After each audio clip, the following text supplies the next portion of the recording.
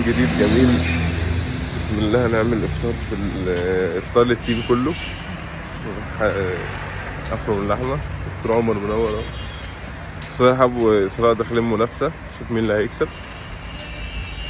مش عارف بقى نروح نفطر في نادي الزمالك ولا بما اني زملكاوي يعني، ولا نروح فين لسه هنشوف. الميكروباص خد البنات وهرب، ربنا يستر. كلموا كده شوفوا فين المهندس بتاعنا بيخلف اهو. دكتور محمود. باشمهندس مصطفى بيقول لكم مفيش مروح غير لما كلكم تلموا الاجره. 150 جنيه يا دكتور لو سمحت. 150 جنيه. فكه ايه؟ بقول لك 150 جنيه.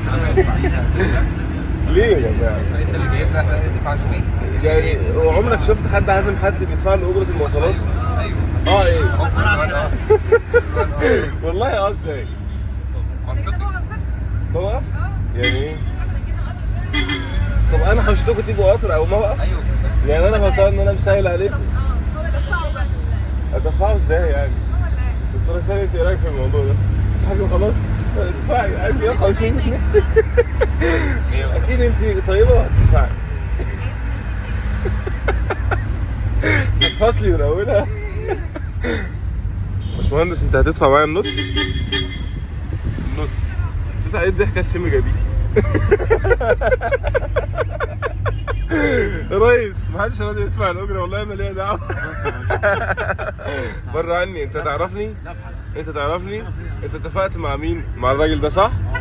ما تحلوش ما تحلوش. تصوروا نصبعوا الكفته اهو عشان الفطار. ولا احلى لهلوبه.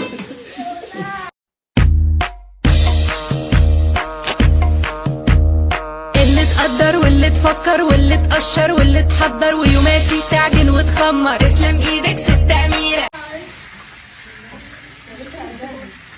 ايه؟ لوليتا.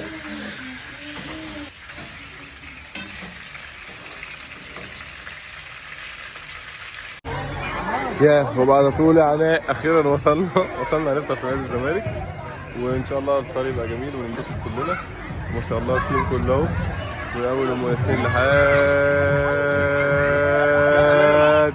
الى ما لا نهايه.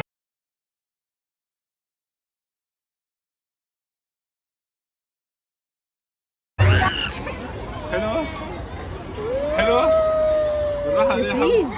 ياسين ايه يا حكشي؟ ياسين بص حمودي ياسين. سيبيه ايه يا حمو؟